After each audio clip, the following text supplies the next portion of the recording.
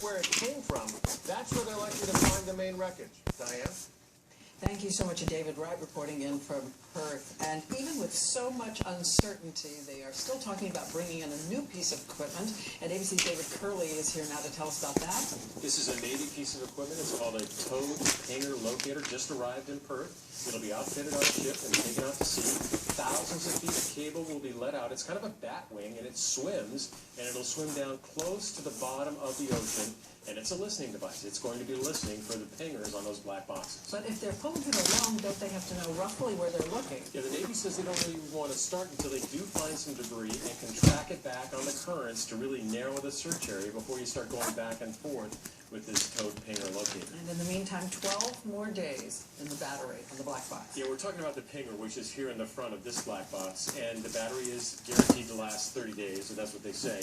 And then it's going to start to fade, kind of like a flashlight when you turn it on and the batteries are going and the light dims. The signal, the beeping, will dim a little bit. You'll still hear it, but it'll be fainter. All right, David Curley with the status of the search tonight. Thank you, David.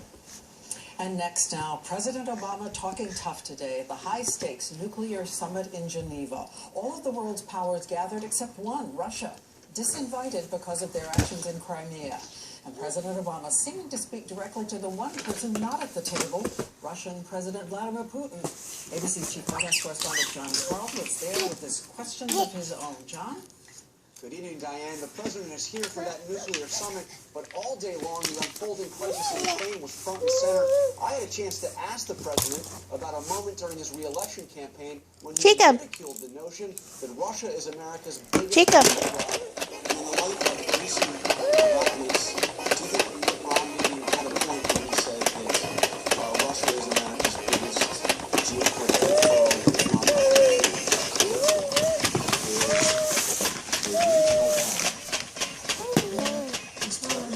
Some of its immediate neighbors, not out of strength, but out of weakness. Russia's actions are a problem. They don't pose the #1 national security threat to the United States. I continue to be much more concerned when it comes to our security with the prospect of a nuclear weapon going off in Manhattan. The president made that point after spending 2 days Jacob, at the summit about where's your ball? terrorism. But for all the tough talk about Russia, he also acknowledged Give me your ball. there's little the West can do to force Russia to leave Crimea. Diane? All right, John, thanks. And we return here at home next to the calendar showing 1 week Ball. April, but winter not about to loosen its grip on the nation yet. Tonight, millions of Americans are in the path of a powerful storm hugging the East Coast. Several inches of snow already fallen in Washington.